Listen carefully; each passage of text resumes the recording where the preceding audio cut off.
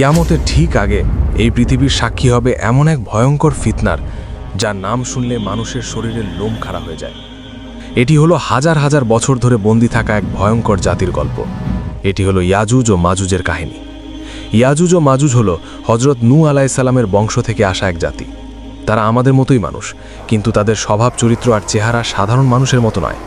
হাদিসের বর্ণনা অনুযায়ী তারা হবে বেটে, তাদের মুখ হবে চ্যাপ্টা, নাক হবে ছোট এবং চোখগুলো হবে ছোট ছোট। তাদের সংখ্যা এতটাই হবে যে তা মানুষের কল্পনাকেও হার মানাবে। তারা যখন কোনো একটি নদীর পাশ দিয়ে যাবে, তখন তারা সেই নদীর সমস্ত পানি পান করে শেষ করে ফেলবে।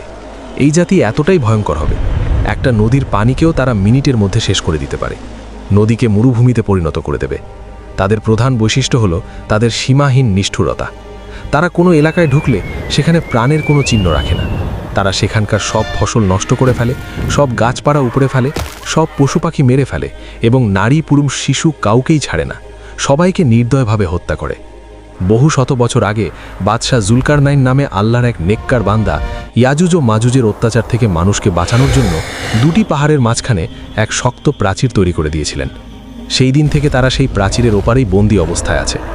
হাজার হাজার বছর ধরে প্রতিদিন সকালে তারা সেই প্রাচীরটি ভাঙার জন্য কঠোর পরিশ্রম করে। দিন শেষে যখন তারা ক্লান্ত হয়ে যায়, দেয়ালটা প্রায় ভেঙে ফেলার মতো পাতলা হয়ে যায়, তখন তাদের সর্দার বলে, আজকের মতো থামো, বাকি কাজটা আমরা আগামীকাল এসে শেষ করব। কিন্তু আল্লাহর ইচ্ছায় পরের দিন সকালে যখন তারা ফিরে আসে, তখন তারা দেখে দেয়ালটা আবার আগের মতোই মজবুত আর মোটা হয়ে গেছে। তখন তারা আবার দেয়ালটাকে ভাঙার জন্য লেগে যায়। এভাবেই চলছে দিনের পর দিন, বছরের পর বছর, কিন্তু দেয়ালটা ভেঙে তারা বাইরে আসতে পারে না। কিন্তু কিয়ামতের ঠিক আগে যখন পৃথিবীতে হজরত ঈসা আলাইহিসসালাম আসবেন এবং দাজ্জালকে হত্যা করবেন, ঠিক সেই সময়ে আল্লাহ ইয়াজুজ ও মাজুজকে মুক্তি করবেন। সেদিনও তারা আগের মতোই সারাদিন ধরে দেয়ালটা ভাঙতে থাকবে। দিন শেষে যখন দেয়ালটা প্রায় ভেঙে পড়ার মতো অবস্থায় চলে আসবে, তখন তাদের সর্দার হয়তো আল্লাহর ইচ্ছাতেই বলে উঠবে, আজকের মতো এখানেই থামো, ইনশাআল্লাহ বাকি কাজটা আমরা আগামীকাল এসে শেষ করব। সেই একটা মাত্র শব্দ ইনশাআল্লাহ তাদের হাজার হাজার বছরের চেষ্টাকে সফল করে দেবে। পরের দিন সকালে যখন তারা ফিরে আসবে, তখন তারা দেখবে দেয়ালটা ঠিক তেমনই ভাঙা অবস্থায় আছে। এরপর তারা এক ধাক্কাতেই সে দেয়ালটা ভেঙে ফেলবে এবং কোটি কোটি ইয়াজুজ ও মাজুজ বন্যার পানির মতো তীব্র গতিতে সারা পৃথিবীতে ছড়িয়ে পড়বে।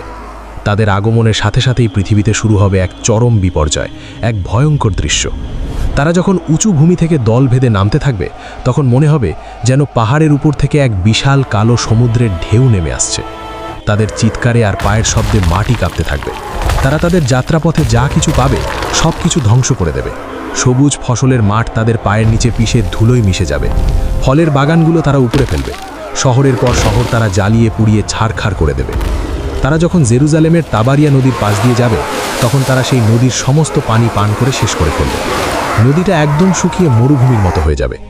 কিছুক্ষণ পর যখন তাদের শেষ দলটি সেই শুকনো জায়গার পাশ দিয়ে যাবে, তখন তারা একে অপরকে বলবে, হয়তো কোনো এক সময় এখানে পানি ছিল। পৃথিবীর মানুষ ভয়ে আতঙ্কে দিশাহারা হয়ে যাবে। তারা নিজেদের ঘর বাড়ি ছেড়ে পাহাড়ের গুহা এবং জঙ্গলে গিয়ে আশ্রয় নেওয়ার জন্য ছুটতে থাকবে।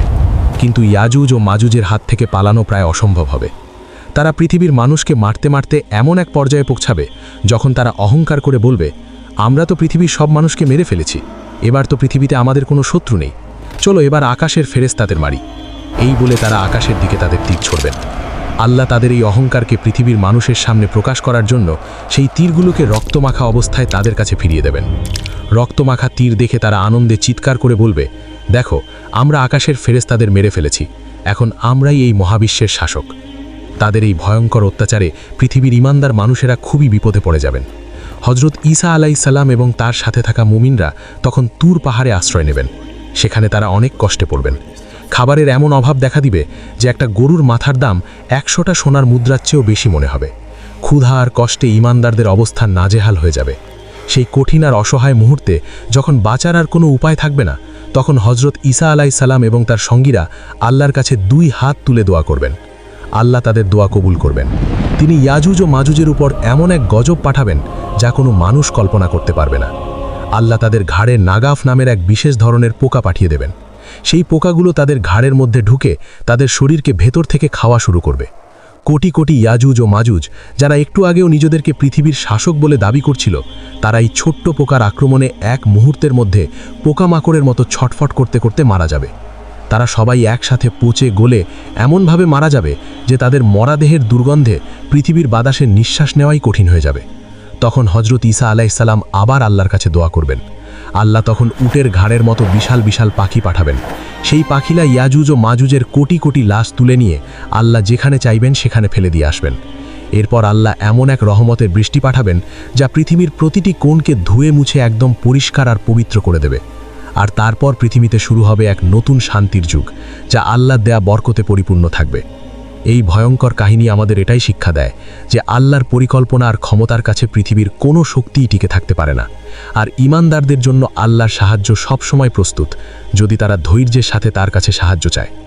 ইয়াজুজ ও মাজুজের এই কাহিনী যদি আপনার ঈমানকে শক্তিশালী করে থাকে, তাহলে ভিডিওটিতে একটি লাইক দিন এবং আপনার প্রিয়জনদের সাথে শেয়ার করে এই গুরুত্বপূর্ণ জ্ঞানটি ছড়িয়ে দিন। আমাদের চ্যানেলটি সাবস্ক্রাইব করে ইসলামের এমন আরও মহতিময় এবং শিক্ষণীয় কাহিনী জানার জন্য আমাদের সাথেই থাকুন।